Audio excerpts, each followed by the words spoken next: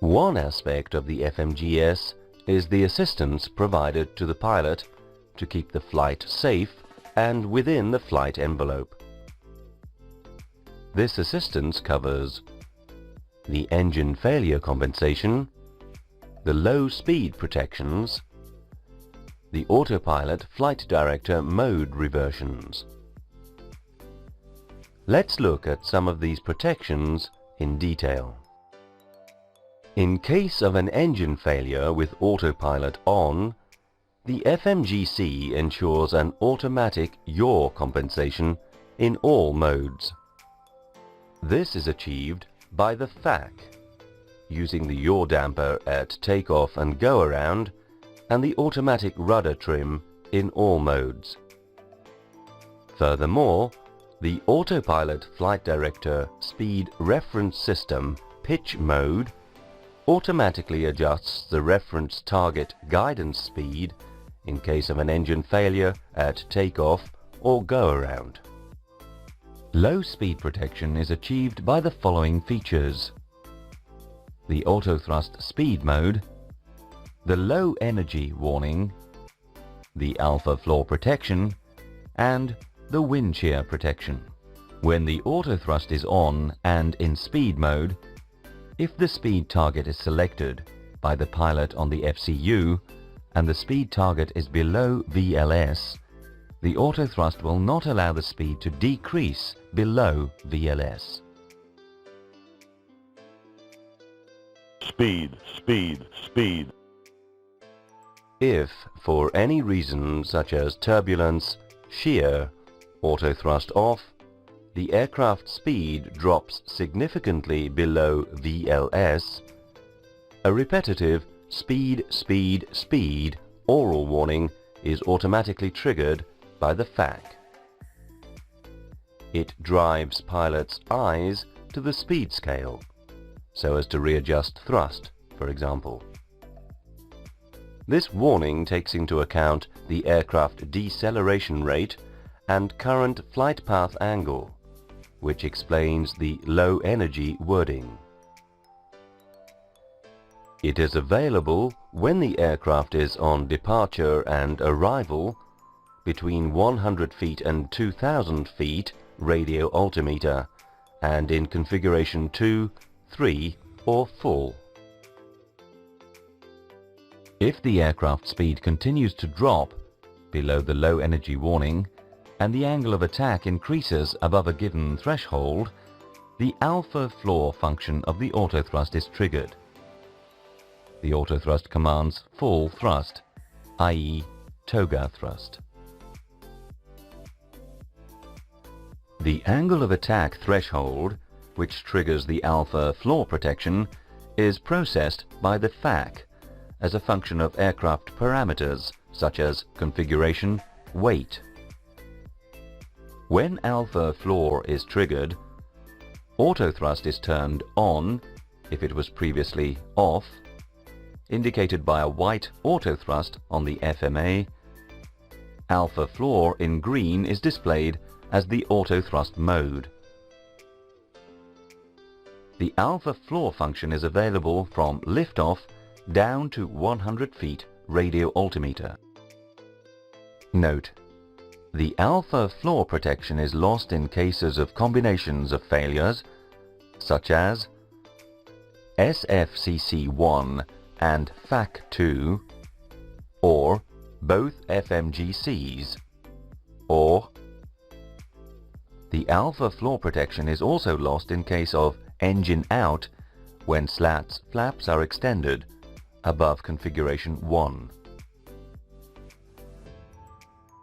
When exiting the alpha floor conditions, the autothrust mode reverts to toga lock mode, which indicates that toga thrust is locked regardless of thrust lever position.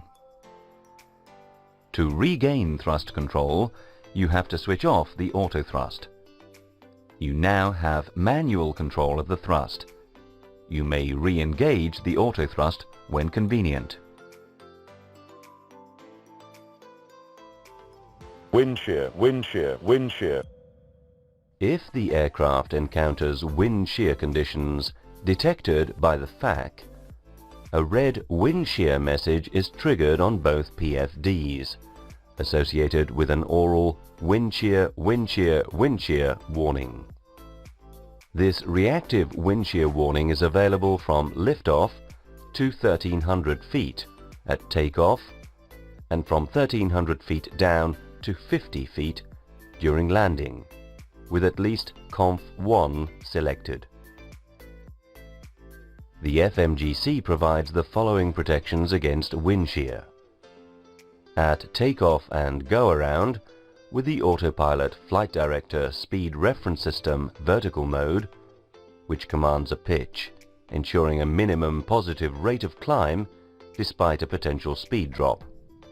In approach, with the ground speed mini function, the managed speed target in approach is automatically adjusted with wind variations so as to ensure that the aircraft ground speed does not drop below a minimum value. Note: if the angle of attack gets too high and reaches the fly-by-wire angle of attack protection, the autopilot disengages.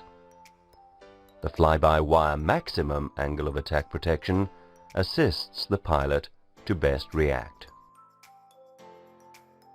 Let's now review the mode reversions of Autopilot Flight Director and Auto Thrust.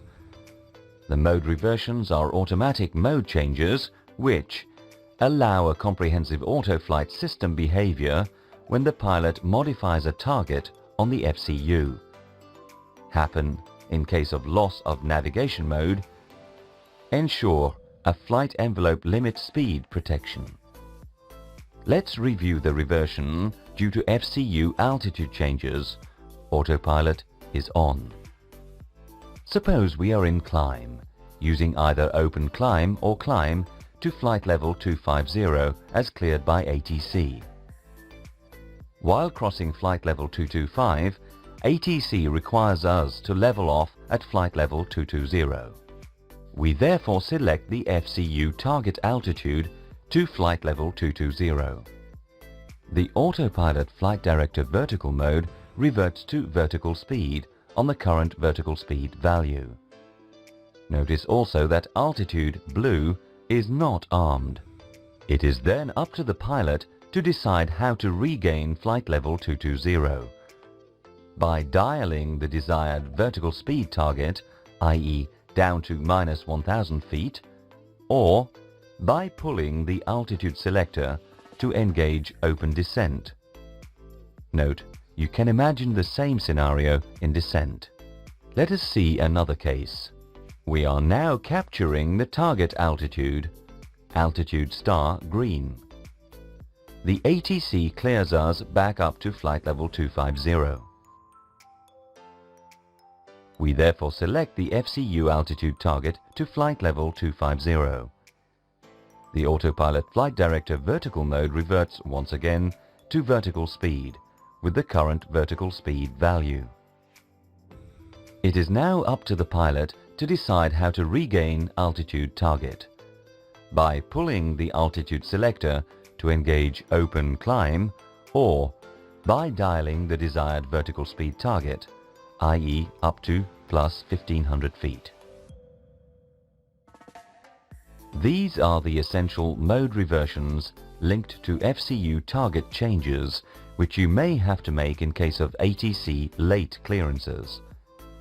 They ensure no discontinuity in aircraft behavior and leave you full authority to satisfy these clearances. Let's review the reversion mode due to the loss of navigation mode. Suppose we are in climb using climb to flight level 150 as cleared by ATC. While reaching flight level 90, ATC requires us to turn to heading 340. We therefore select the FCU target heading to 340. The Autopilot Flight Director vertical mode reverts from climb to open climb as the lateral mode navigation is replaced by heading. The aircraft pitch behavior is unchanged.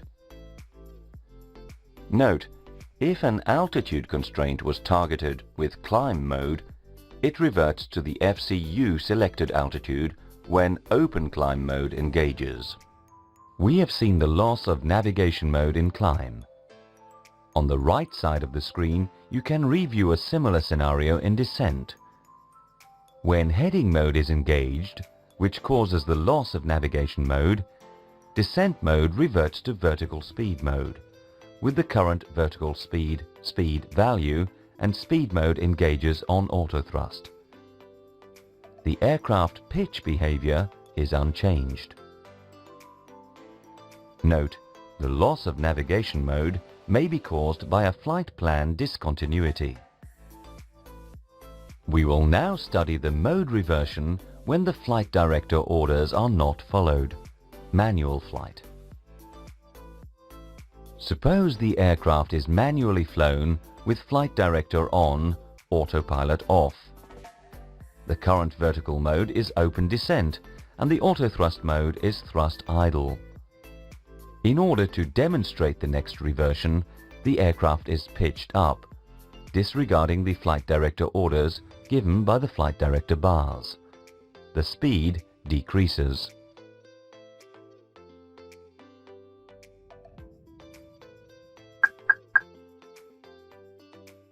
When the aircraft reaches VLS minus 2 knots or VLS minus 17 knots with speed brakes extended, the autothrust reverts from thrust idle to speed, and thrust is readjusted to recapture the target speed.